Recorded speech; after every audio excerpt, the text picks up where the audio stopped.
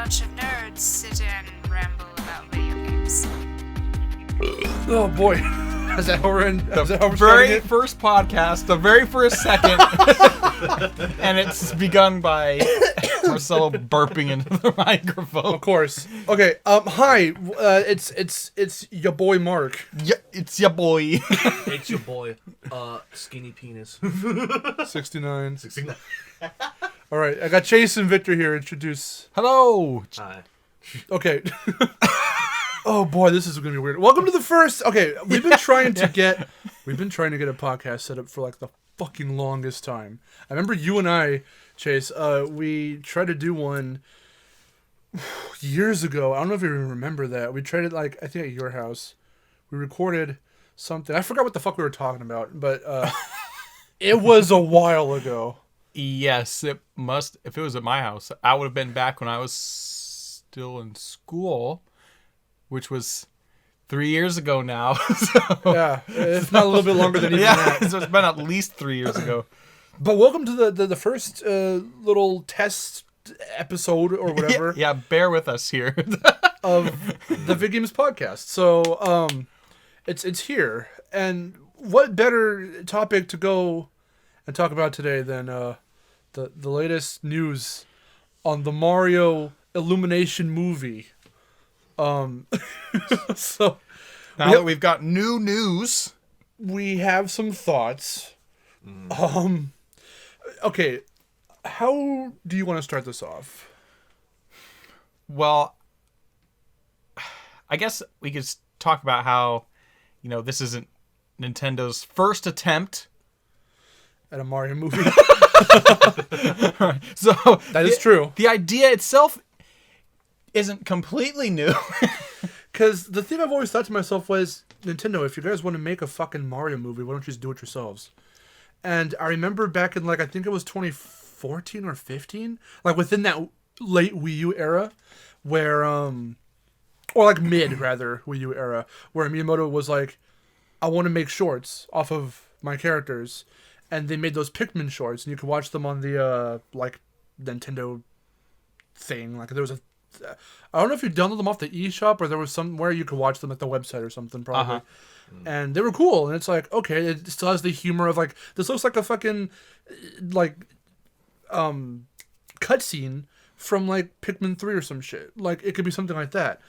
It has, that wordless style of humor, very physical humor, very just Nintendo. It felt like Nintendo, right? Mm-hmm. So I'm like, this can work in a theatrical sense. You just have to be able to, know how to pace something like that out for, 2 hours. Yeah. Yeah, and the industry, because, the last couple of years, Netflix and some of the other companies have been dabbling more and more into video game adaptations for their television shows, for movies and stuff. Because I remember, if you go back any more than probably about 5 years ago, any kind of video game adaptation was... any good one was pretty super rare. But now they're getting a little better. I think the industry is starting to better understand how they're supposed to be done. We're seeing a little bit more of them. They're being a little bit more successful. And now we have, not saying that they all are, but it's not as uncommon to get one that you're like, all right, this is actually enjoyable. Because of course we talk about the first Mario movie from 93 and how atrocious that movie was.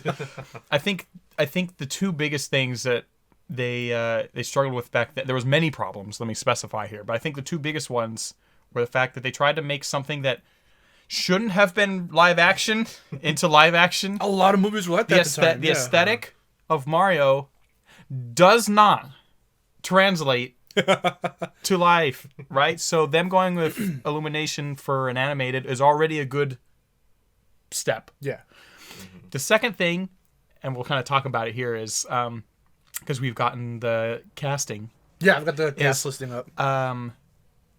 Mario is kind of a fun, not very serious thing. So when they take the movie and they try to turn it into this super serious thing, super clashes. So when you have the live action with clashes and the serious style they try to go for, that's also clashes. You just came out with this unbelievable atrocity. It's like insanely dated, and like with the music choice that's in there, everything. So I remember the thing about it was just the fact that a lot of it was with that old movie. It was just a bunch of problems with the directors and what they wanted, like their vision versus Nintendo's vision, and there was a bunch of clashing there, and so that's really that translated into the movie because the actors themselves didn't even have fun on the set most times because like they had problems with the directors and some other people like behind the scenes and stuff like that, and because in interviews they've said that they've discussed their like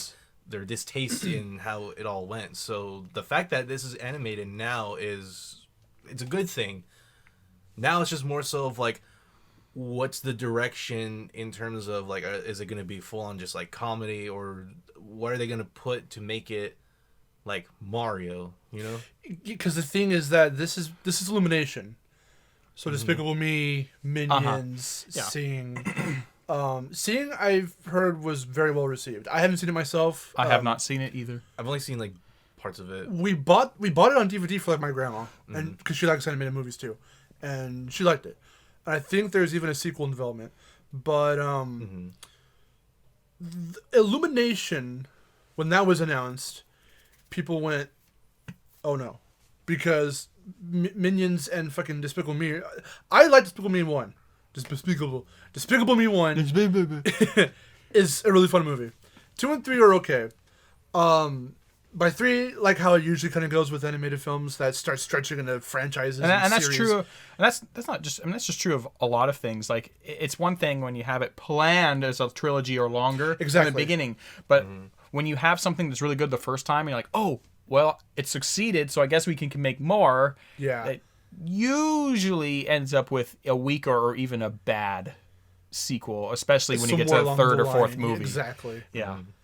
Because even that, because with how much time has passed between those types of sequels coming out, like for Ice Age or Shrek, enough time's passed where even people still can categorize themselves into like the cult following of said film. Like Shrek Forever After, I'm sure no one really cares much about. My girlfriend loves it.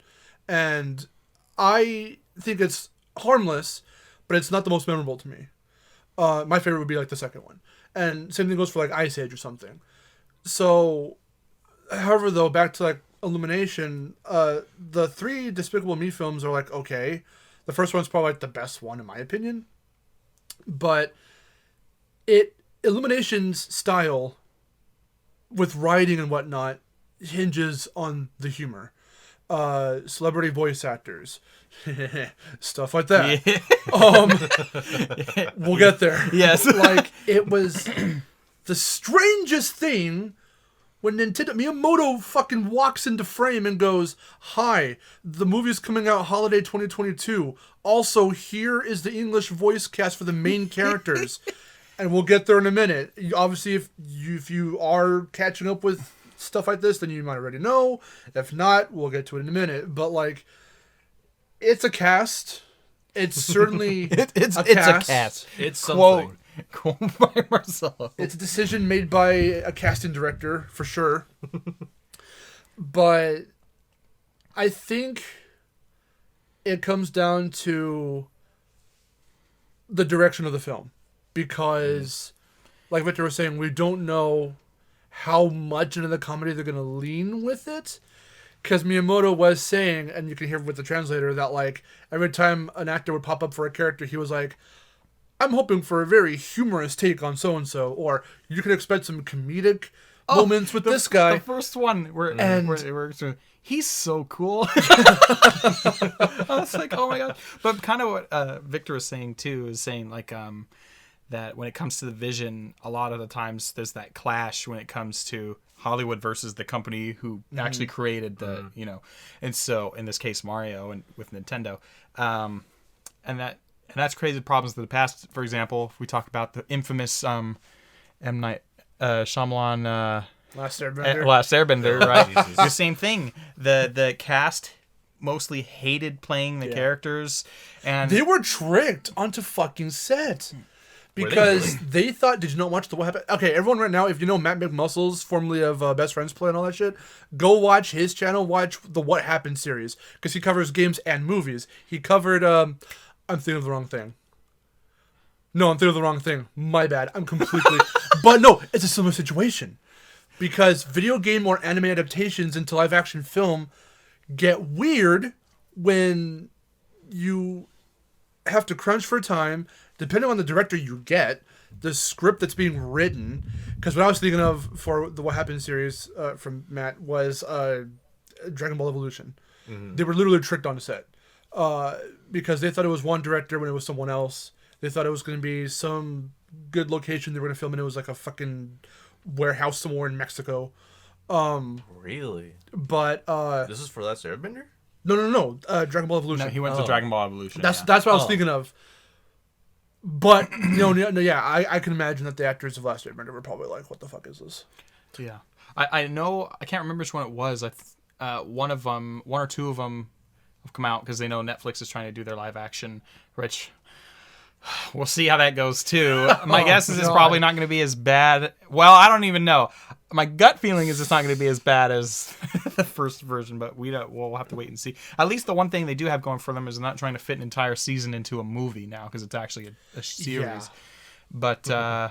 But yeah, we'll see because that kind of problem is not uncommon when these kinds of is that like a retelling? Like, what the fuck even is that show? It's supposed to be it's supposed to be The Last Airbender just in live action, right? And so they're gonna cut out some more of the like fluffy stuff, like the more fillery stuff, and use that extra time to delve more into depth with some of the characters. So you'll get less of the filler stuff and a little bit more fluff to build up on it. We'll see, right? And that's just because the direction of those characters that they're changing it completely for. This is not Mario. Anyway, the point we're getting at, is that when it comes to like those past live action adaptations and whatnot, things get real sketchy. Yes, but things can also get sketchy. I feel with animated adaptations as well, like animated film adaptations. Because I was thinking about it at work today, from when we were recording this, and I was like, you know what? The Ratchet and Clank movie gets so much shit because it came out at the same time as the reboot for PS4. And the voice cast was actually fine. Mainly because, this is what's hilarious, they kept a lot of the voice actors and stuff like that. New characters did have some celebrity, there were some celebrity voices that did some of the new characters for the reboot, for the movie, that weren't in the game. But, like, I know why that is. And it also answers the question you had before we started recording this, which we're going to get to when we talk about the cast listing for the Mario movie. But the direction... I think people thought that the Ratchet movie was just too by the numbers. It fills in parts that the game doesn't exactly cover, but it's, like, basically... Because the cutscenes in the game, like They're the in-game... There are the real-time cutscenes that are in-engine, and then there are the pre-rendered ones. The pre-rendered ones are just scenes from the film. You can't even stream or record on the PS4 when it comes to those cutscenes because it'll block it. Because they're from the movie. Like, exactly. Like they're from the movie. Wow. Only some bits here and there. Oh, okay. But it's because you're supposed to do them in tandem. You're supposed to play the game, and whatever it doesn't exactly come across from the game, you have to watch the movie for. It sounds good in theory, but I think the fact that there was such a tight release window between the two just started throwing people off and going like, wait a minute, what? So it's just the fact that I guess the story was just too, I wouldn't say dull, but just, again, like by the numbers or whatever. It's just, okay, it's the heroes, you get their basic story of how they met, they're off on an adventure, the end. Nothing really like in terms of a movie like grips you to be like, oh shit, and you have to have like known the characters from the game in order to like really be like invested in the film. To actually appreciate the film. Yeah. Or else you're going to be like, what? And that's because the story of the two are the same thing. Mm-hmm. It's the same shit. So obviously with Mario they're not going to do that. But Mario is the cool thing, what I want to see, what I'm anticipating for like the first trailer is to see like how Victor was saying again, what direction will the film go in? What's the adventure going to be? Will it be some weird like bare bone. Okay, Bowser's gonna kidnap Peach. Mario and Luigi have to save her because that's every game. But then you've got they're on a tropical island. They're in space.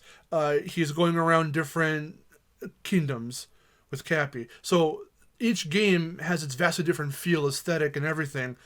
But how Miyamoto wanted to keep Mario's story just the most bare-boned hero saves princess from bad guy. Yeah. So will that translate well into a good animated film? I mean, yeah, because that's the thing is, like, it is the basic, hero story, which has been retold many times in many different formats. So it in itself doesn't necessarily mean that it's going to be good or bad. It all kind of comes down to how are they going to add their own flair to it, so that it's not just basically a revamp of like Mario all over again, or just a movie form. It's like, where is there going to be, like, how are they going to do the little extra flair on top of it that makes it unique for what it is?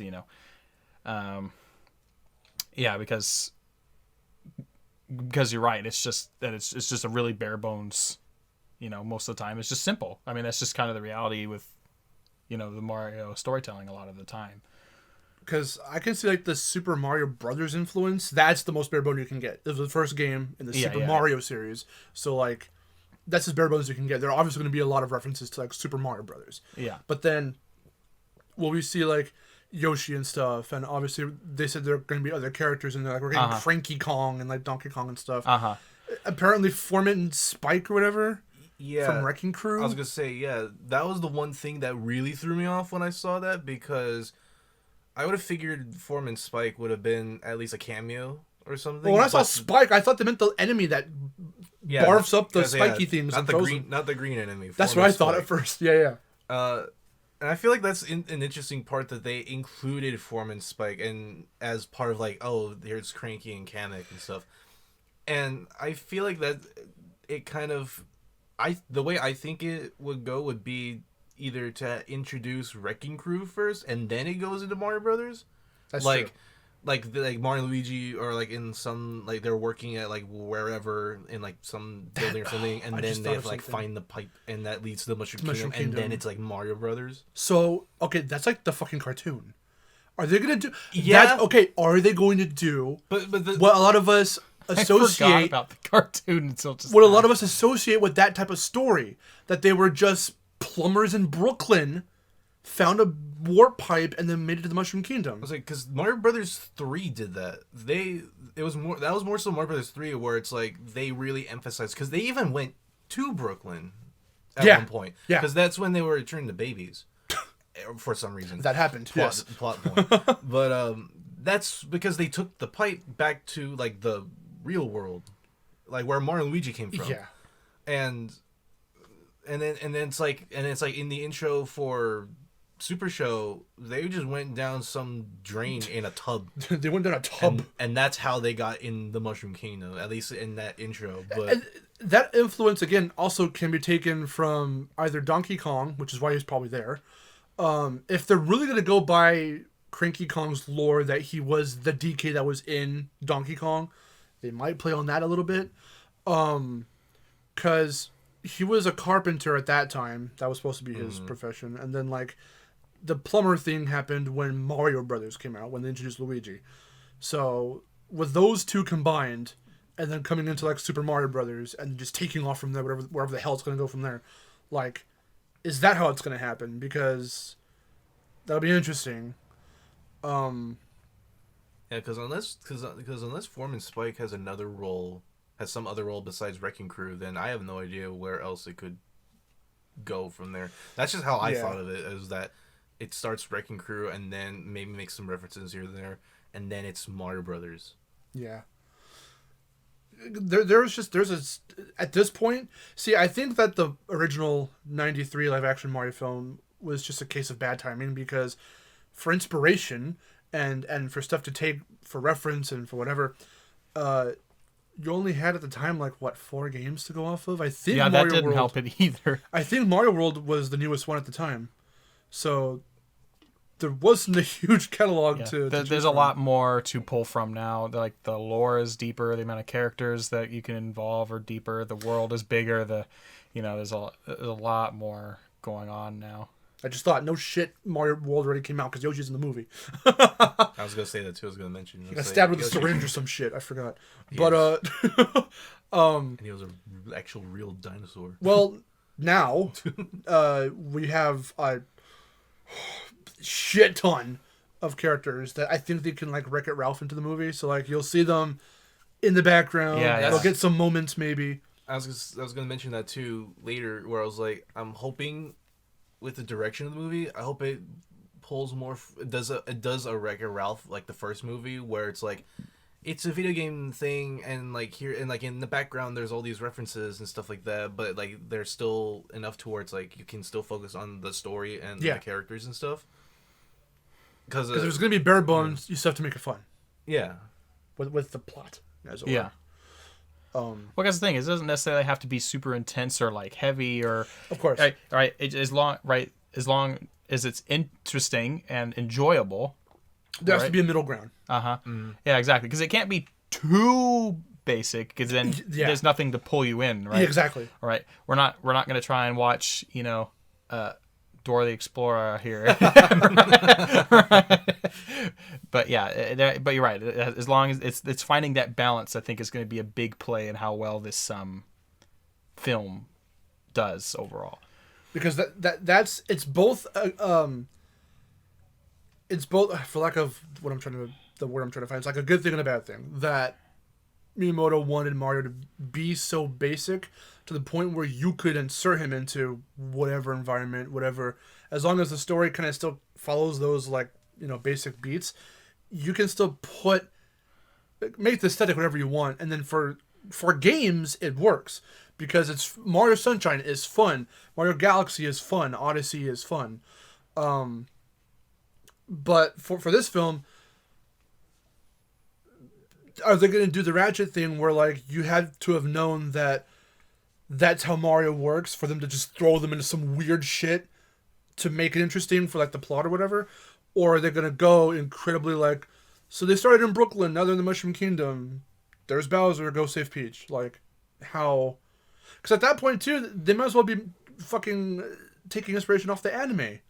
The movie that came out around the time, I think after the live action film or before, it's around that time. But that kind of followed something. It was goofy and fucking weird, but like it had those basic beats to it as well. So I wonder if it's going to be anything like that, or how they're going to invest people in. There's one way they can invest people into going and seeing the film, and that's with the cast listing.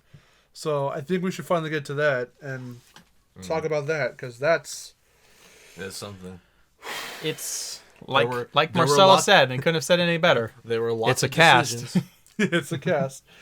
So, okay, for those who don't know and haven't been keeping up and just happened upon this podcast and said, I'll stay in long enough to see who's in this damn film, if you haven't looked it up already at the point. So Chris Pratt is going to be Mario. Chris Pratt. Yeah, Mr. Star-Lord himself. Yeah, exactly. Charlie Day is going to be Luigi. Anya Taylor-Joy is Peach. Jack Black is Bowser. Keegan-Michael Key of Key and Peele is Toad. That one is my favorite. Seth Rogen is DK. And that's like the main takeaway cast. They have like fucking Kamek is going to be Michael Richardson. And the other two aren't listed there, so I just don't fucking know. But like, yeah, Spike and Cranky Kong are in there too. Mm-hmm. Let's talk about that for a minute. All right. What were your thoughts? I want to hear Chase's first. Cause... My thoughts. Okay. Well, the very first thing I noticed was, all right, that is nowhere near Mario's voice. So, what? Because, that's why that's kind of what I was bringing up the question with Marcelo. Like, I don't understand, because why am I blanking on his name right now? Marcelo's Charles Martinet? Yes. Because they have him listed as being a cameo. He's going to cameo as different Yeah, characters. but or he's whatever. not the actual. But as we just said, he's not the official voice for Mario and Luigi. So that was my very first. Because at first I was like, okay, I guess they just didn't want him, and then they had him cameo. I'm like, what? If they're gonna have him in the movie anyway, I don't understand. That's what everyone said. But that's where I was like, you know what? You know why that is? Same thing with the Ratchet and Clank movie. To get the butts in the seats with big names they know. Yeah. That infuriates me. I was talking with Miharu about that, and I was like, she doesn't necessarily mind it that sometimes animated films make that decision. Even with stuff that is like the company's own property, like Ice Age and all that stuff we were talking about, Shrek, they can have their celebrity voices. Sometimes they just super work. You'll always think Donkey when you hear Eddie Murphy. He just made the character. Sometimes that can bite people in the ass. There's the whole thing. Do you know about the whole thing with Robin Williams and Genie?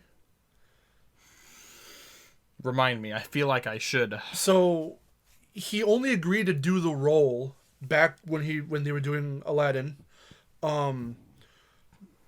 If Disney wouldn't use him and his status as a comedian and as this big name to promote the film, because he didn't want to overshadow the voice actors, not the celebrity actors. I see. Doing voices for characters like Gilbert Gottfried and all them. He wanted the voice actors and everyone to get equal billing, equal everything, and he's just there because he's there, and people like his character, hopefully, which of course everyone does. But now they associate. What do you fucking think when you think Aladdin? Genie. Yeah. They went behind his back and did it. So he walked off the second movie. And I think that was Dan Castellaneta. And then by 3 or some shit or whatever other movies or shows or whatever came after, at some point Robin Williams did reprise the role very briefly. But the reason why he wasn't the mainstay voice for a while there was because of that exact reason. I from what I remember researching about, because that made me go, oh boy, like. Well, I think you're right too, because when you have those big names too, like I said, because it causes you to think of a certain character, and sometimes that can be clashing, because if they're too well known, then it's hard to take whatever character they're playing seriously, because you're thinking of the actual voice behind the thing and not the character. Right? Exactly. And that's not just true of voice acting. That's true of live action films too. That's why I'm not a huge fan of. I know he's really popular, Morgan Freeman, and I'm not dissing his acting skill. I know he's really good, right? And I do enjoy him in a lot of things, but He's so recognizable now. I just see him as Morgan Freeman half the time when he shows up in movies, and it's harder for me to take his character as an individual because I see him as Morgan Freeman. And there's more examples, but that's just kind of the one that came to my mind at first. That's where I say when it comes to actors, this principle that I've just coined for myself can apply to basically anything, but you can either have your Tim Allens or your Johnny Depps. Tim Allen, he just has a fucking recognizable face, voice. So for the most part, whatever he's in, you'll get it. You'll know it's him.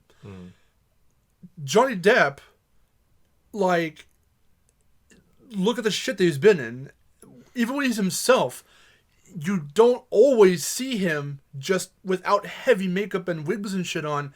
That, like, you can take whatever movie, because I know there's been movies where he's like that. Take whatever he looks like from there as just himself. Alice in Wonderland, Charlie and the Chocolate Factory, Pirates of the Caribbean. Like, those are all drastically different characters, different voices. Sweeney Todd, Edward Scissorhands. Edward Scissorhands. Yeah. He's very diverse. Yes. What voice work? I'm going to get murdered in the comments if I don't remember right now. What voice work has he really done? I know he has. I can't think of any voice work. It's going to take too long for me. Yeah. I'll try and look it up, but I know he's done voices. He has to have. Oh, he's fucking Rango. That's one. Oh. He is Rango. That is one. Oh, that's right. Yeah. It's true. I'm having trouble thinking because I do know him a lot more for his live action pieces. Exactly. But the point being is that he's very diverse. Not to say that Tim Allen isn't diverse, but he is like super recognizable in the face and in the voice.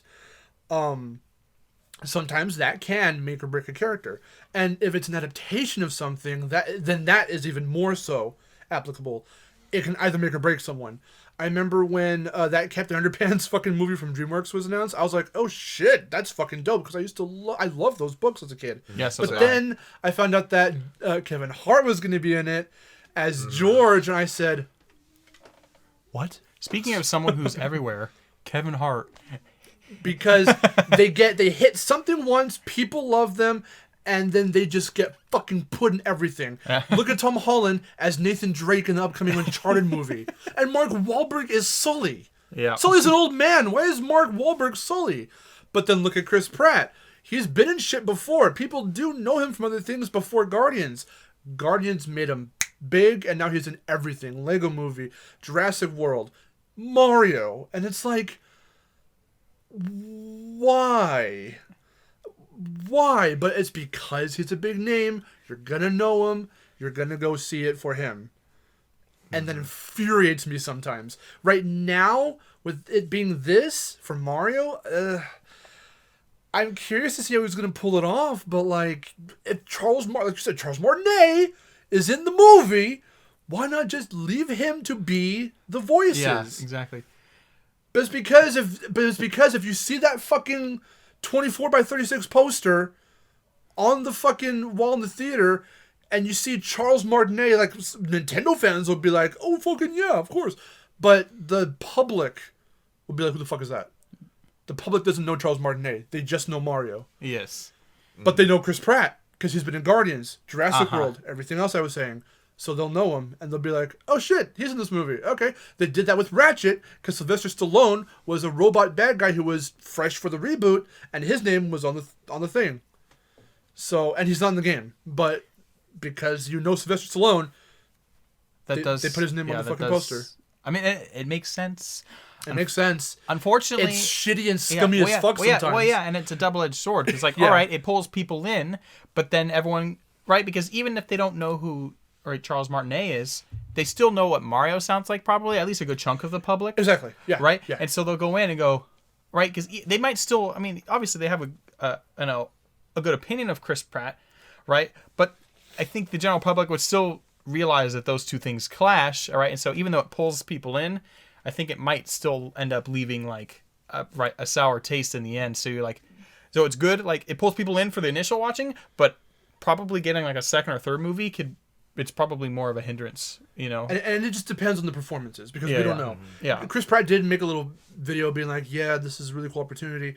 And, of course, he didn't show off the voice. Yeah, and I'm not dissing Chris Pratt, and I'm not saying that he's necessarily going to do bad. The movie's not even out yet. We haven't seen snippets. We don't know anything, right? Because it all comes down to how it's done. You know, how is it written? How well does he take to the character? I mean, there's so many other elements to it. It's just the fact that, again, with the general public, everyone already knowing and having their formed opinions on Illumination and their past work, and the fact that Nintendo okayed this, and that Miyamoto's the one that showed this cast listing off.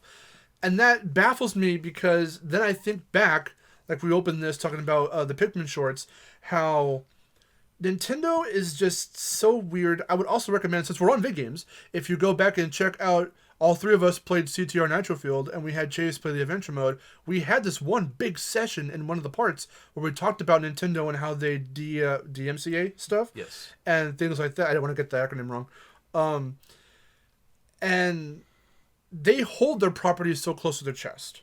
So the only thing I can assume with this cast listing is that if they're okaying it, hopefully it's good in terms of the performance from these actors. Because the other thing too, I mean, but the other thing too is that because it had been so long since the last movie, which was many years ago, I remember when it was first announced that they were pairing with Illumination to do the film. I believe there was an article or something saying that Nintendo was going to work closely with Illumination to try and make sure that the film stays true to their their feel, which is definitely a plus. Yes, right? Of course. Yeah, because kind of we were saying before is that separation is usually one of the biggest reasons those things fail. Mm-hmm. So having that, and it's not surprising because Nintendo has already tried to dabble in the past, we said, and had some pretty bad failures in that. So I'm sure they would want to really come around and be like, all right, if we're going to try this again, we really want to be careful this time around. Yeah, you know? that's why there was never any other animated forms like that ever again, because they were very they held those close. Yeah, they were so defensive. I was gonna bring that up. I'm for some reason I'm blanking on. See, because Insomniac really made it work, because I think they worked with Rainmaker, and they were the ones who were supposed to do the Sly Cooper movie, and that tanked for whatever reason, and that was really interesting in my opinion. But let me bring up the TMNT 2007 movie. I forgot who did that. Your guess is as good as mine, my good sir. I had it. Imagi Animation. Okay, so they pitched a CGI Zelda movie to Nintendo. Oh, I remember. I remember that. Yes. It actually looked really cool. Now the designs were a bit weird. Like Link's proportions looked kind of funky. Ganon looked really weird. Well, it was again, like you're saying, it was. But more, it was their own It was vision. just it was an idea spur, right? It wasn't necessarily like this is exactly what it's going to look like. Exactly. Yeah.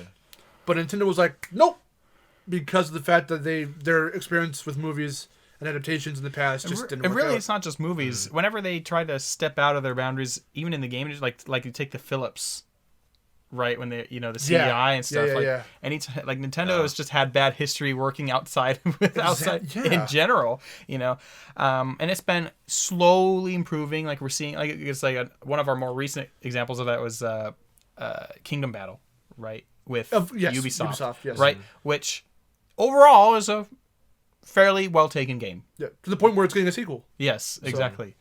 So I think Nintendo is slowly, but then starting to kind of dabble back into that. On the other side of that coin, you have the buyout of Mario Strikers, Punch Out, Hudson. No, or why are we forgetting all these names? Next Level Games. Next Level. They bought out Next Level. That's right. And that worried some people, myself included, because they're known for Strikers, like I was just saying.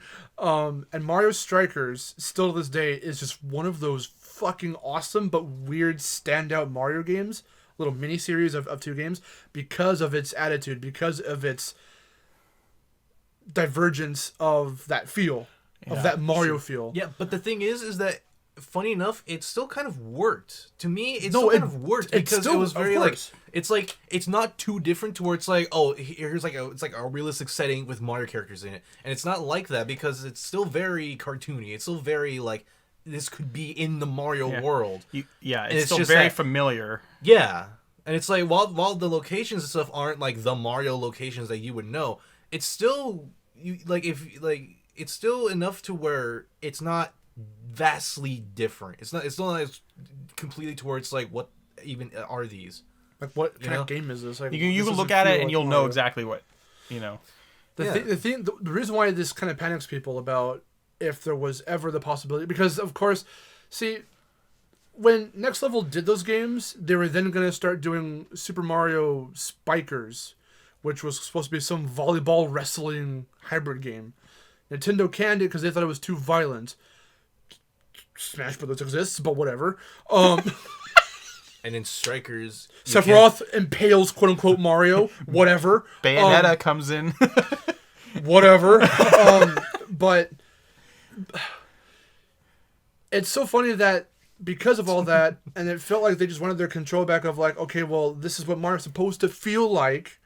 That's why we didn't get a third game for the Wii U or for the Switch. And even if we did now, I feel like Nintendo will step in and water it down. That is true. Nintendo's titles in regards to spin-offs or other related, of that nature are not that many. They don't do it a lot, I don't think, When you look at the spin-off, because it mainly pertains to Mario right now. When you look at the Mario spin-off stuff that we usually get, it's funny because you look at like Mario Party, right? And this is kind of weird to bring up, but it's like with Mario Party, we're getting Mario Party Superstars in October, and it looks and feels like classic Mario Party, and that's cool. And I think Nintendo's like going full out, and they're the ones making it. I don't know if it's still who are the motherfuckers that did Mario Party 9 and 10, because I don't know if they're still the ones that are doing it, and Nintendo's just publishing. and then someone else who's the lead dev, or if Nintendo are the devs themselves. For at least Superstars. I don't even know if they did Super Mario Party, but when that happened, and Hudson Soft, I think they went defunct or something, and so when the other guys came in, it was like Cube something or whatever, I forget their names, came in to do 9 and 10 and whatever, the feel just fucking changed, and it got weird. But the Nintendo dialed it back and went, okay, well, we have to make it feel more like classic Mario Party. So with Super Mario Party, it was really... That's a good game. But then you get shit like Paper Mario and Mario & Luigi, and they started to feel kind of watered down. People, us included, I know you feel a bit more indifferent. I was just kind of more like, what the fuck with the feel, because I never played the games. You had, I think, the one right after Super Paper Mario, but after Super Paper Mario... Sticker Store? Yeah, Nintendo was like, okay, well, when we make these ones now, it's going to be the ice world, the mushroom world, the fire world, everyone's a fucking toad that you talk to now. We don't have those crazy, silly characters anymore. And it just felt so bland and forgettable and very much like... It started to feel more like the mainline series. And I'm not saying the mainline series is bland. Obviously not. We talked about Sunshine is fun, Galaxy is fun, Odyssey is fun. But, like, there's this Nintendo essence about those games where as fun as they are to play, and as simple as the story can be broken down to, the characters themselves, like we said, are supposed to be blank slate characters you can insert into any scenario for it to work, because they usually find a way to make it work. But... as their own, like, when you strip them down to their bare elements, they are so fucking boring. And they have the same expressions, and they don't emote too crazily out there. Their faces don't animate too much. They use the same fucking renders from, like, the GameCube era, still to this day. For all the like different Mario games. You're talking about even the new ones, right? Yeah, or even just for promotional shit for like Nintendo's website. You see renders of the characters, it's usually like slightly redone ones, but from the GameCube era or something. And it's like, that's what the other games are starting to feel like now. And that's not cool, because that's what made those kinds of games stand out from the others, is that they had some attitude, they had some humor. Because if you look at Paper Mario, I'm not sure how the first one was, because I've never played it. I mean, I've seen it, but I've never played it myself. But people have really liked it.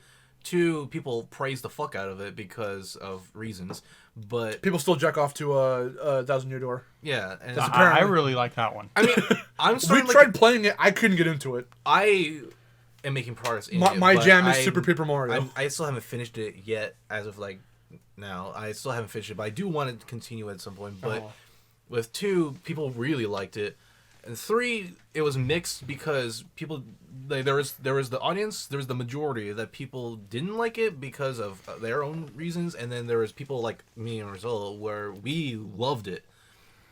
And then Sticker Star happened, and then it's like it got weird. It was that weird because then Nintendo came in, and then it was like, you could see the difference from Super Paper Mario to Sticker Star, on how it was vastly different. It was very much like, okay, it's kind of basic, and now then it went from being like paper to like arts and crafts and shit. Yeah, because then Color Splash, really and weird. Then Origami King. It was all very much like, okay, it's like, not that it wasn't 3D, but it was like, it was a different style. It didn't 3D. I mean, it wasn't, or I was to say, it wasn't paper anymore. It was like a bunch. It was like, now there's like cardboard shit and all this stuff like that.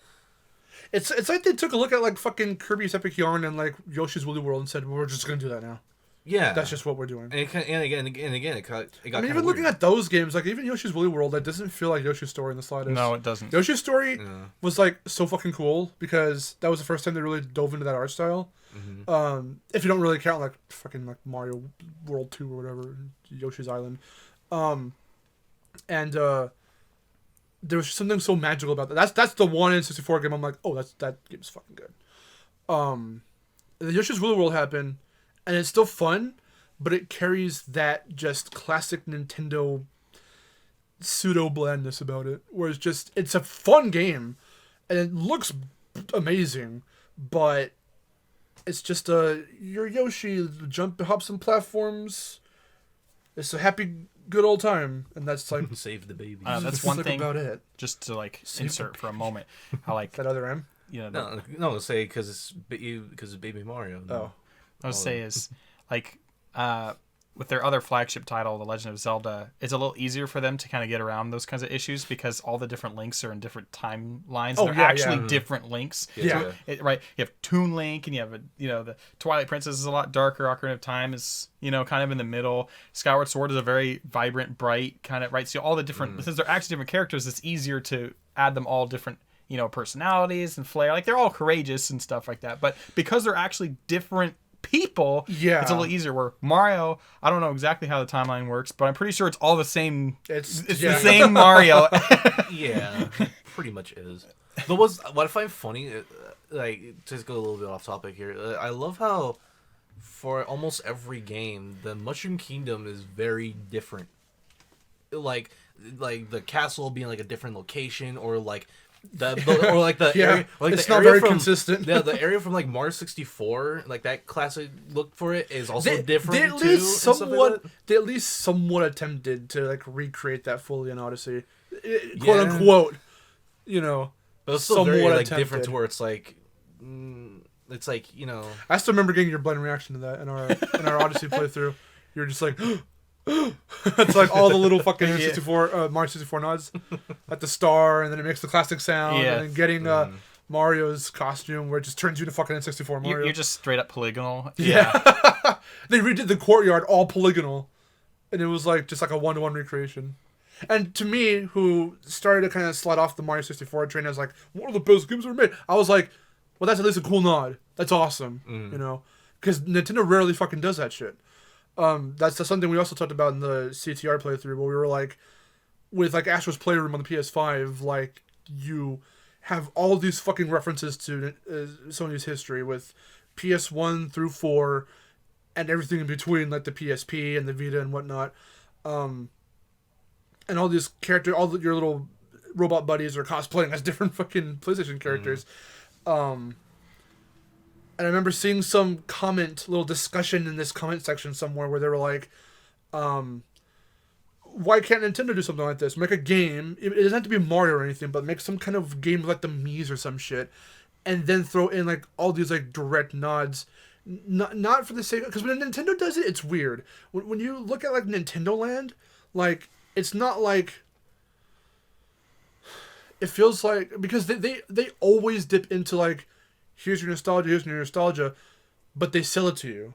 Someone else replied to that person saying, well, they'll never make a game like this because they'd rather sell you your nostalgia than celebrate it. And which is very true. It's very true because... And you can still see it even now, really. Even in this direct that happened, they were like, play N64 games on the Switch via the fucking online thing. Yeah, which now you have to pay extra for the expansion pass, It's like, wow. Here are the controllers that are jank that are still like $50, $60. And it's like, okay. I mean, it's weird that Nintendo's first-party titles rarely ever, as they're still fresh and new, even years after the fact, dip in price. They rarely do. And if they do, it's only about $10 or so. You can find them like at our fucking retro shop that we go to for like $50. The one thing that is nice about that, though, I will say, is that means if you buy the game, you can, if you ever need to get rid of it, its value is going to hold very well. That's true. Because it's true. Like, but you're right. Because like a lot of other third-party games, I say third-party, anything that's not Nintendo, really, is, with only a few exceptions generally, even if you just wait 3-6 months, or definitely within the year, the price has probably dropped to at least half. Yeah. Where with Nintendo, that's super rare, unless the game is one of the very few titles where it didn't do that well for whatever reason. Because even with their consoles, you could probably still get a Wii U for like $300, like at fucking Best Buy or some shit. It's rare that they go down for sales and whatnot. I mean, they will, but they'll never stay. Because they still have their seasonal sales, just like anybody else says. But you'll be like 50, 75% off. Nintendo's like, here's 10% off. So I know that we went like super totally off the Mario movie, but it leads. We haven't talked about the Mario movie in a little while. but no, it leans into Nintendo's decision to A, go with Illumination, and B, choose these guys for the casting. It's just a very like question mark thing that we've all had, where it's like, Nintendo, what's your angle with this?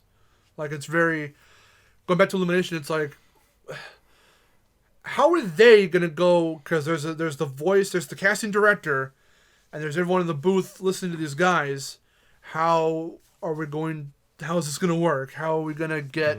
What kind of Mario are we gonna get? Because too, we were saying that Illumination wanted to assure people that they are in fact working very close with Nintendo and vice versa on this to make sure that it can still hold that Mario feel and still have that Nintendo seal of approval, but that means we're going to get the characters. Because, again, in the Ratchet movie, they look, and they sound, of course, because they got those actors back, and feel exactly as they do in the games.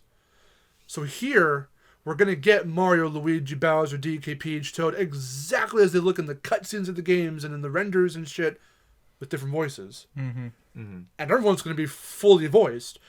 My whole thing was, it can work if you Tom and Jerry it, as long as you don't Tom and Jerry it, in terms of like the movies they've gotten. Because in the movies they've gotten, they've run into the same issues. If you watch Nostalgia Critics reviews or whatever, and you just hear around, for people who are super huge Tom and Jerry fans, they don't really care for the movies, because when you have to stretch something like that to 2.5 hours and your protagonist is mute, how do you make that work? And that at that point, you gotta do some like weird, like old school 1910 silent film ass kind of thinking of how to make physical comedy work for something like that with your character who barely fucking talks. Because Tom and Jerry works in bits when you're watching episodes of any given show, older ones, newer ones, because there are still shows for Tom and Jerry today.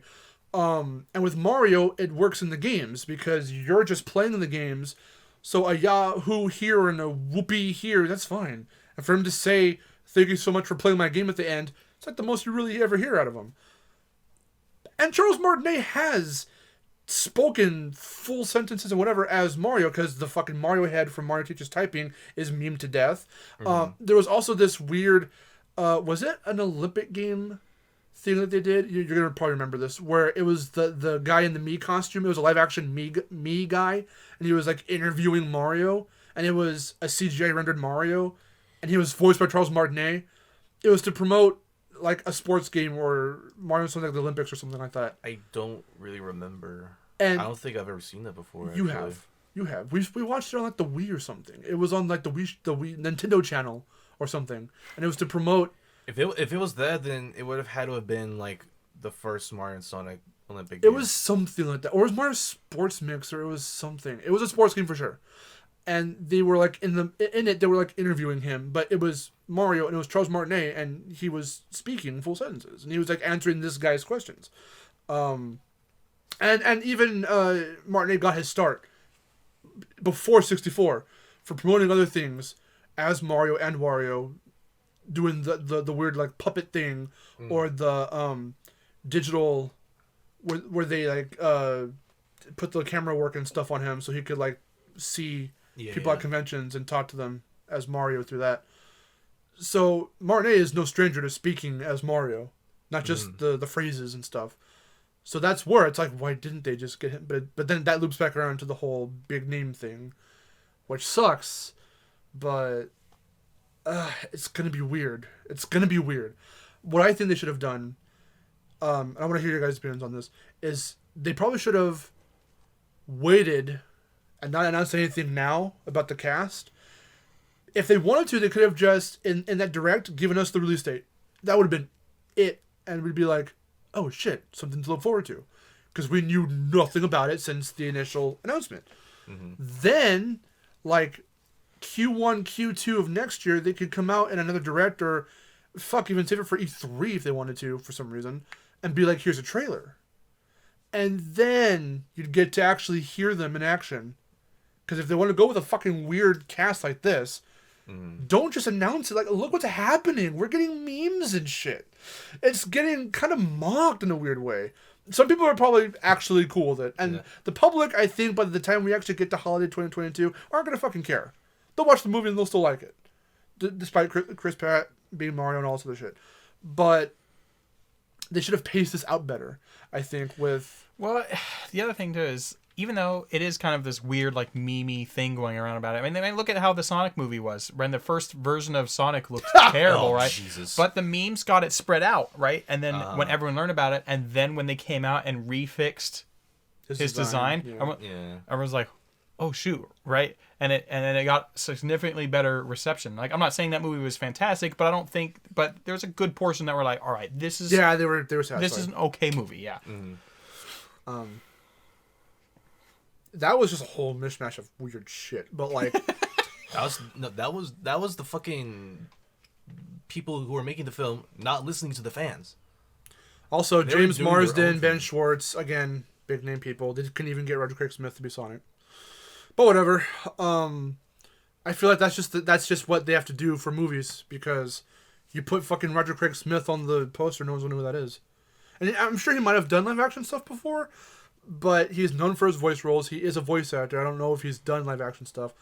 But the general public probably wouldn't know who that is. So that's probably why they needed someone else for it. And it's just it's weird. There's like something of a disconnect when you see the character, and you know that because to me, like, Jason Griffith is like the quintessential Sonic, but like Roger Craig Smith has been him for like the last decade or so. To have that in your head already, and then see this and hear that and go, that's fucking weird. But then to see again, actual Mario, I'm sure they're gonna have the character designs look For sure. exactly the way they do in the games. Because if it's- Nintendo's signing off with it, they're 'cause if going it's to gonna probably be- allow it. I'm gonna say, because it's going to be animated and they're working together, I'm pretty sure that the character designs are going to be the same. They'll It's probably- just that well, Well, they're and on it animated kind of form. looks like, because it kind of looks like it, because we have the like poster board. You can kind of see it from an angle, and it doesn't look. because if you look at the question block for the poster, it's like it looks like Mario. So If it's like, fucking you know, Disney can get away with having Bowser and Wreck-It Ralph, and he looks exactly the fucking way he does in the games, then that should say something. Hopefully, that's what I'm saying. Nintendo didn't work directly with Disney on the film. Yeah, There's no reason for them to, but to get the rights to Bowser. Yeah. That's why I wanted to see Mario in Wreck-It Ralph 2, because that was supposed to happen. Yeah. And I forget why it didn't, but like there was a deal because they wanted to get Mario in the first film, but Nintendo I think was asking too much for the rights or some shit, or again they were doing their fucking like holding it to their chest thing. There were the people with the characters they didn't get in the first movie. It was because the companies were holding a high price for those characters, and they couldn't do that. That's why Mario and Luigi didn't appear, and that's why it was only Bowser. Okay. But they were going to try and get him for the second movie. Yeah, and then that didn't happen. Either for the same reason or something just fell through. I don't know. That's probably something that fell through. But it makes you wonder, like, well, what would have happened if that happened, and that set the standard for what Mario could be like in a movie. So when this decision came about, they would think a little bit more about keeping even the elements like voice actors as one-to-one as they could. But I think it just falls into that like well of can't really do that because that's not going to get asses in the seats. I think there's maybe one more reason that I was thinking of that might have been why too, because like let's say he did have Charles Martinet do Mario and Luigi, right? That still leaves most of the other characters, right, with off things. So so at least if you have Chris Pratt as Mario, right, and the other characters if they all kind of fit that oddball, then at least you have some kind of consistency throughout the characters, where. Right, because I feel like if you're gonna have, I think having a mix of both might be kind of a turnoff for some people too. Because it would almost be kind of a clash. Where like half the characters are exactly how you want them to sound, the other half you're like, what did they do to that character? Exactly. Yeah. Because that comes down to performance. It's like okay, well with the cast we have now for these guys, how the fuck are they gonna sound? Like Bowser, as we know him with the look that we know him with, like as in like spin-off shit or whatever, he's never really, the last thing I ever saw him speak in was Sunshine, right? No, I'm not even talking about fucking games, like the fucking Nintendo Direct where it was all done with from the Robot Chicken guys. Bowser talks a little bit in that, and Nintendo signed off on that shit, so actually that's what I feel this is gonna end up like, because that was the straight up Robot Chicken cast. I think the same guy that voices Mario in Robot Chicken voiced him for the Direct. It was weird. It was definitely not Charles Martinet. It was weird. And I feel that's how this movie is going to end up being in that department. But then it can go another way. It's like, well, is Chris Pratt going to try and do the voice? And with Martinez on the on the film, it's going to be weird. Or are they just going to go for something different? As I the think, cartoons. I think him trying to compete with Charles Martinet for Mario's voice would be a disservice. I think he should just do his thing. I think that would probably end up being because if you have Charles Martinet, then you have the actual. It's so. It'd be so. Do you see the pickle this movie's in? I think the best way to approach this when the trailer drops, or you first time you go in to watch the movie, is just go, sit down with yourself, kind of just like, all right, accept that this is the cast, and try your best to enjoy it for what it is. Because I think a lot of times, because if you go in immediately going to draw comparisons and you're going to make those comparisons, I know it's going to be hard, but because you're obviously going to. But if you go in expecting to criticize it, of course you're going to criticize it. Yeah, exactly. Right. And so, not saying that it doesn't deserve criticism, because I'm sure it probably is going to deserve some. We've done enough as it is here. Yes, but just try to separate the two things in your head, as best as you can, and hopefully you can try and pull something out of it. Yeah. Yeah, because I feel like when that first trailer drops, that's where everyone's opinions are going to be. That's where it's going to really... And that's where it's really going to be like, how's this film going to go? And I wouldn't say make or break it, because it's Mario. So people are going to see it regardless. Like I said, people will automatically accept that this is what's happening. Simply because it's Mario, there's already, despite how bad it is, there's already a certain bar of success that it will meet, simply because it is a Mario film. Yeah, and there's going to be expectations too from people. They're like, okay, is this going to be as good as their? Because the thing is that it's really bold. It was really bold of them to just say, here's going to be like the main cast, and then here's going to be a few other actors here for these other characters, and then leave it at that. And it's like, you see that, and it's like, well, this is kind of sudden because you haven't seen anything of it yet. Exactly. And it's like, you can't exactly formulate anything from that because you're seeing the cast, you're seeing the teaser for it, but there's nothing to see. My question too is nothing to attribute. Yeah. Yes, because my question now also is, how is the art style going to look? Now, we've been saying this whole time, they're going to look exactly the way they do in the games. They're going to look exactly. What if they don't? What if they go for a more stylized route that sticks true to how they look, as close as they possibly could get, but try to make them look a bit more suitable for a movie? Because like I said, Nintendo in the mainline Mario games, and most nowadays, for what it's worth, they all emote very, and it's a very Japanese thing to do, to have them like one frame their like stoic face, one frame they're smiling, one frame they're angry, one frame they're kind of sad, but they don't emote too much. The most you see any of them emote are like in other games from other devs, like Mario Strikers, to the point where sometimes it's kind of weird to see them like actually tween between fucking like expressions and shit. Yeah, but that's weird. I feel like it's cool. Yeah, because then when you look at those games compared to the mainline games, there's more personality with the characters. There's more to the characters in spin-offs than in the main series. Because in the main series, like I was saying, at their bare bones, they're bland. They're fucking boring.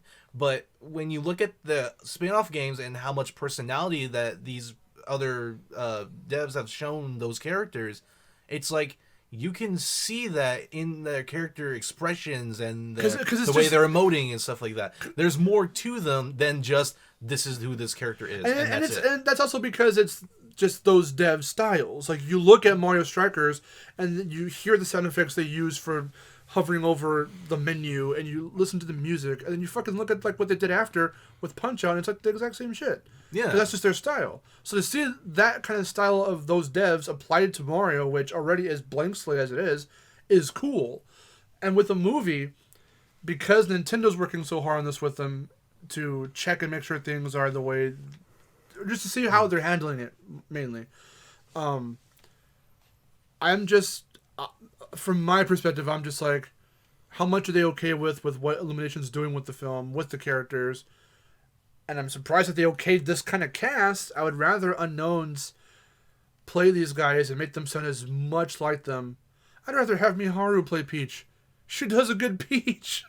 Than whoever this actress is that apparently people recognize from stuff she's done. I would rather want talent than that Talent than familiarity. Yeah, behind the voice. Yeah, because if you look at because I mean, How the fuck is Jack Black gonna play Bowser? Is it just gonna be Jack Black voice over Bowser? Or is he going to do some kind of voice and they alter him that makes him really sound like a good Bowser? Yeah. And in Jack Black's defense, I at least see him putting Will he a skadoosh lot of Mario? excitement and flair in his skadoosh Mario. Yeah. Honestly, I just want to know if he'll skadoosh Mario. You know, honestly, I would feel with Jack Black being as Bowser, I feel that I can personally say I feel like for as kind of weird as it is, he kind of fits, but I would say in a weird way, I think he it's does, more so I of think. like I think he would try to do something to where it sounds like Bowser, but it's very much like because it's not where it's not sounding like Jack Black. Yeah. You know, because somewhere in the middle. yeah, because he has just like Tim Allen and stuff. He has a recognizable face, has a recognizable voice. And he has done a lot of voice work. Yeah, but it's like when you hear him, you hear Jack Black. You don't really hear like the character. It's Jack Black. So that's what I'm saying. Like, Yeah. If he is playing Bowser, I feel like he would do something different to where it sounds like Bowser and not Jack Black. You know, Maybe. like, and that's how I see it. I'm not sure about the other characters. He's but... done roles like outside of like just Kung Fu Panda and stuff. So Yeah. like I'm sure that somewhere people will recommend, and I encourage people in the comments to recommend us roles we can check out for this specific cast to see. Basically, I'm asking you to debunk for us and to counter with us, to counter argue how we're saying that some of these actors like Jack Black, Seth Rogen as DK is the weirdest fucking thing. That's just fucking funny. It's one of the weirdest fucking decisions. Or Chris Pratt, how their voice in almost anything that they're in. And I know that for Jack Black too, there are some roles he's done where like he's really good at being an actor, of course. So like there are roles where he probably doesn't sound like himself, which is awesome. Just I think it's that whiplash of, hey guys, Jack Black's Bowser. And it's like, what? Like that initial reaction is probably what's getting us all like up in a tizzy. But I think when we see the trailer, hear the actors in the roles, see what the characters are going to look like, if they're going to stay one-to-one with the games or go in a slightly more stylized route for the film, I think at that point the trailer will, again, not make or break people seeing the movie. I mean, it might for some, but like, Well, it's going to for some, probably, yeah. assure us of what we're in for. Yeah. Because it all just comes down to the trailer. Because what I wish that they did was for that direct, just give us the date and nothing more. Drop a trailer, and then depending on how these guys are going to perform for these characters, we might recognize them off the bat, we might not. And then at the end of the trailer, bam, bam, bam, bam, give us the listing. And then there we go. It's like, oh, shit, okay. And as weird as it is, we'll at least have heard them so we can go, oh, hey. Like, Chris Pratt's a fucking awesome Mario or something, you know? Yeah. Just giving us that black and white picture and then saying, yeah, he's the voice of Mario. It's like, huh?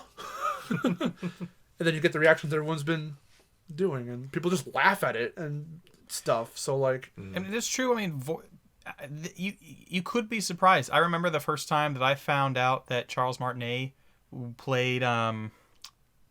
I'm blanking on his name. The dragon from Skyrim. I was like, wait, what? I know the name, but I'm forgetting it at the moment. Parthenax, I think. Yes. Parthenax. Yeah. I was like, what the fuck? Yeah. He was in a Ratchet and Clank game. Oh, that's right. Yeah. I didn't know that. That's right. I was like, I whoa. forgot about that. And then I really listened to his voice, and because I've seen him in interviews and stuff. Hell, we met him at E3. Knowing his actual voice, sometimes you can hear his actual voice in certain roles, and it's like, oh, okay. But you know him from Mario. You know him from some other little side things like that. He was the narrator for the trailer, and he was in the game for Runner 3. for Bit Trip, but Runner 3. Like, Oh, really? Yeah. Oh. He's Oh, in, yeah, the, that's he's in the right. game, That's but he right. narrated the trailer. Yeah. And we were like, I forgot about that. fucking what? Like, that's awesome. But actually you forgot but you about know him mainly in the realm of games. So when it comes to movies, no one's gonna really know the name. Yeah, because that's the other thing. I was like with Chris Pratt, because he's been in a lot of different films, but I don't think I know anything about his voice skills. Right? Mainly Lego Movie Yeah, as Emmett, but like, but that's it. there's probably been other stuff. Yeah. But that's the only one that I can think of. That's Because that was the huge one. Yeah, that yeah, was the one that exactly. really put him on the map. Yeah, exactly. That and Guardians Yeah. really stuck out. But that's kind of what I'm saying is because you don't have anything to really go off of. It's hard, right? It's hard to just go Chris Pratt because, like I said, we don't know until we get the trailer. We could be pleasantly surprised for all we know. Yeah, right? exactly. That's true. Yeah. I was just hoping that we would get a sample before the cast listing because they tend to do that usually. So for Miyamoto to come out and say, "Here's the cast," it's weird. Yeah, because that's how most trailers are nowadays, where it's like, here's the trailer. You won't know until here's the or it's like here's the actors or whatever, whether it's live action or animated. You see the actors on screen and doing their roles, and then at the end they show that cast the cast. I'm listing. surprised at this rate. I'm just surprised Vin Diesel's not in this fucking picture because he's in everything. Or Dwayne the Rock Johnson. Yeah, they're in everything. If Dwayne, I think Rock was more what I was thinking. if he gets put in the movie, he should be a Goomba. No, he should, no. Goomba stats. He needs to be a Thwomp. Because Oh, Thwomp is a rock. Oh my god. I'm surprised Kevin Hart's not in this. Like, if we're gonna go for A-list celebrities, Jesus Christ. So I think in conclusion we can say, yeah, I'll probably be good. It's a thing happening. We don't know about. We don't know enough to know. It could be good. We're it could just be bad, we just don't speculating. know. It's all speculation at this point. it's I all felt it made for a speculation. good discussion. That's why it's the first episode of the podcast. Yeah. I'm just hoping. Okay, in terms of like what I would like for the direction to be for the movie, I'm really hoping it's more like a mix of like Wreck-It Ralph, where it's like you've got the references there, but it's still Like, you're following the main characters, Yeah, the main you're still story, following but you see everyone else like in the world yeah, too. and you'd be like, Yeah. oh, there's that character and that character. Yeah, that'd be cool. Because that's what I'm hoping with the cameos when they say with Charles Martinet being You cameos. better not. I want Rosalina's first fucking theatrical debut. I will fucking riot if she's not in there. But I'm hoping for like a mix of like that, but it's enough to where it's not trying to be something other than Mario. I hope. I think Or that's something like probably that. a really good way to do it because one, it's a way where you don't have to put up as much emphasis on all the other side characters, because if you try to if you try to take on all of that in a film, you're just not going to fit it and it's going to be bad by default, right? So that way you can, it's surprising, it's familiar, but you're not trying to put a bunch of weight on all of it at once, Yeah. And I think that will be a big thing for it. And two, and kind of in the verse of that, you get to put all that focus on the writing of the main characters and the plot, right? And that it can hopefully be deep enough, but still familiar enough to be really compelling as a film. Listen, I just want Mario to meet live-action Will Ferrell and stop him from using the Craggle. That's all I want. Okay. Well- okay, Marcelo. I mean, I'm cautiously optimistic. How could you be anything else? That's what you kind of have to be. Like, well, because some people might be like, fuck this is weird, it's Illumination, I don't give a shit, fuck Minions. Well, I mean from the positive. Well, yeah, you could already be pretty heavily criticizing it, I think. But from a positivity standpoint, there's not enough to be like super hyped and like this is gonna be great because we have no clue. What are you supposed to pull that from? Nothing. Yeah. But the fact, again, how we're backing everything up with the history of Nintendo, the history of Illumination, the history of Mario, with all this shit you could pull from, it's a matter of just questioning everything. Because, like, what's going to happen in the movie? What are they going to look like? How are the actors going to do in the roles? I guess as one last question is, do you think Illumination was the right choice? Do you think any other company could have done it? well, I was going to mention, I'm just hoping that I would say Blue Sky, but they're not around anymore. They handled Peanuts very well. They really did, yeah.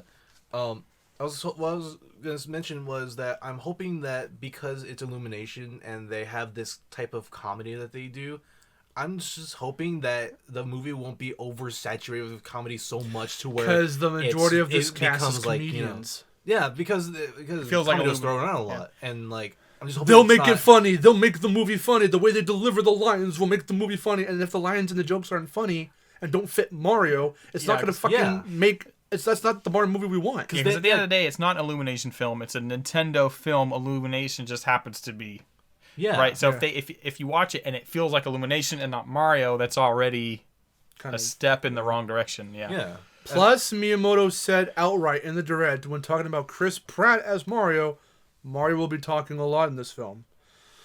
So that kind of already throws Mario's character a little out there because, as we know, like we were saying, he's mostly mute. Besides his yahoos. And zippies. And thank you so much for playing my games. It's... Yeah, because then you get weird stuff where it's like, okay, well now this. Then you get portrayed Mama as- Luigi. But it's like you get characters, but like the personality of them, as you would know them, is just different because of how the actors are portraying them, and it's like it would just be weird because you know they're gonna inject themselves into the character. At least a part. I get why Jack Black's Bowser, offhandedly, because when you look at recent Bowser's Castle portrayals, especially in Mario Kart, they've gone from dark and sinister with really foreboding music to just fucking heavy metal and shit.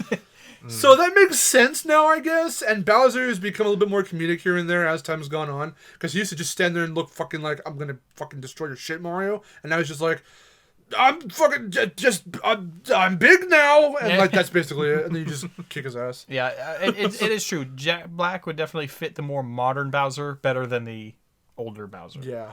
Yeah. It's like More it's like a Dr. classic Neocortex effect where it's like Clancy Brown was so good as a threatening Cortex. Yes. And then Lex Lang is just a fucking ham as like Twin Sanity onward Cortex. So like we'll see. Well, we'll see. I think we just have to wait and see. It's just more so like once that trailer drops, opinions will be made, decisions will be made of seeing the film or not, and it's just like, you have your opinions there because then you'll hear them and then you'll see how they deliver their lines and you'll hear how they sound, and then it's just okay.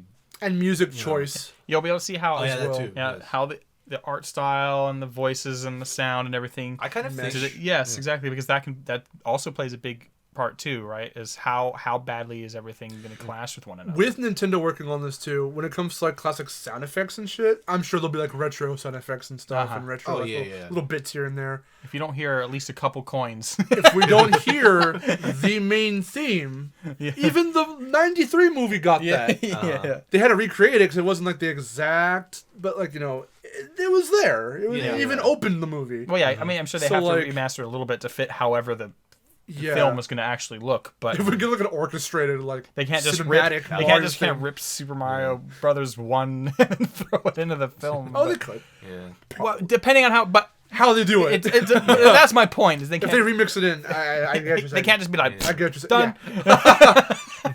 I'm hoping with the animated style, because the most animated Mario's ever really been in recent times was Odyssey, because he could emote a lot more and stuff like that. All I'm asking, and Odyssey was very like yeah, fluid and stuff like that. So I'm hoping that's like the animation's like that, and it's just an animation, Like I just don't want any Lady Gaga or fucking anything that's God. that's not Mario, that doesn't fit. I have a Mario. feeling that because it's Jab Black, we're gonna get like Tenacious D or something. Oh, Maybe probably. a little tiny bit, like in the trailer or something. Yeah. But in the movie itself, like I don't want no fucking Billie Eilish bad guy playing as Bowser walks into the castle. I don't want any of that shit. Don't get me wrong, I love Billie Eilish. I'm just saying I don't want modern, stupid ass Illumination music And that's in this movie. that's also kind of partially the other thing too about the comedy too of it. Yeah, of, no, like, because exactly, yeah. modern comedy is not really that funny. Sometimes they're not really that funny. Especially when it comes to things like taking a classic IP and then making something big out of it, and it's like, okay, how are you gonna appeal to the audience? depending on the era and because of how society. But they're is also now but they're and how it also is. trying to hit the moviegoer audience, not just the video game audience. Exactly, and that's where that and one of the again, biggest challenges. That's But where by that its comes in. nature, it that's a weird fucking hump we have still to this day not crossed over yet. There's a fine line there, and it's hard to appease everyone. Mm-hmm. And that goes with everything. It's going to be hard to appease everyone. And already with this cast and just the fact of how it seems to be going for the moment, it's weird. It's weird. It's weird. Mm-hmm. But we need more, I think, to make a definitive call of Yes. I think I'm hyped for this, or this looks like shit. What do you guys think? Leave a comment down below. And if you like this podcast, then stay tuned for more. Yeah, if you have your opinions, please share them. If you think there's anything that we didn't, cover, we'd love to hear about that as well. Maybe some things we missed, some things we Yeah. probably didn't reference to pull from or something. The way this podcast, I think I would like for it to go in terms of direction is there will be episodes where we'll talk about just offhanded video game related stuff. But for the most part, I would like for us to pick a game for an episode, per episode, and just riff on it. Kind of like this. So, if there's something we could all riff on Ocarina, or Spyro, or a Mario game, or anything else that we feel like. So that's kind of how I want this to go. I think I was mainly inspired by both the G Club podcast from Game Grumps and the Game Club podcast from Beta 64, She Says, and A plus start a him. Yeah. Sorry, I botched the fucking What? name. That's his fucking that's his channel name. A Son of a plus star or glitch. something? Son of a glitch. Just It was like him. A+ star or something. Like that. Yeah, it's. But I think we're done. Basically, we just have to wait for a trailer. Yeah. To sum up, 80 minutes. Yeah. We don't know enough to make a good opinion. I mean, we have opinions on what we've seen so far, or rather, what we've heard is gonna be the case for the time being. But I mean, not as far as the final product. If obviously. this podcast goes through to next year, then when we get a trailer, we'll probably talk about it. So And then, who knows? And then the movie, it could potentially be a part 2 or part 3 to this, depending We'll on. see. Yeah. Yeah. No promises with that, obviously, but Shit, we can't even finish off our fucking playthroughs, I know. let alone make a follow-up Yeah. about the movie. Our the Mario record movie. is. Welcome to the one and only VidGames Podcast. Oh my god! Can you imagine? Oh boy. Oh man. A podcast. I've been wanting to do a podcast for a while, like something that's a little more varied than the Bandit Cast that I'm doing all about Crash on my channel, and the share play discussions I do with Miharu on her channel. This is fun, so I hope we get to do more. This is good. But yeah, so I guess because it's VidGames, tune in next time, and we'll talk more about fucking video games, and we'll fuck those video games too, for good measure. How do you feel about that? If you could fuck one game, which would it be? You put me on the spot here, man. This is a complicated question, you see. Right? There's a lot of different tastes that can come into play here. What am I in the mood for? Tastes now. All I know, if we're talking about tastes, it's definitely not a Nintendo Switch game because they taste terrible. That's a good little callback to the West Side Studios video we made. I know, and there's evidence of that on the internet. What game was that? Was that Breath of the Wild? I can't remember which one. It was probably Breath of the Wild. Not that it matters. I'm sure they taste all the same. I make it a thing to lick every cartridge I get. I don't know why. He just does it, and I'm like, Does it still taste like gross earwax? Yes, it Yes, does. it does. I still question him to this day. Why do you do that? Do you think someone at Nintendo is a taste tester to make sure the coating stays? Every single cartridge that you've ever bought has been licked by another man. That's just disgusting. I put my tongue where that guy did. He's from Japan. I will surely not contract COVID. Goodbye.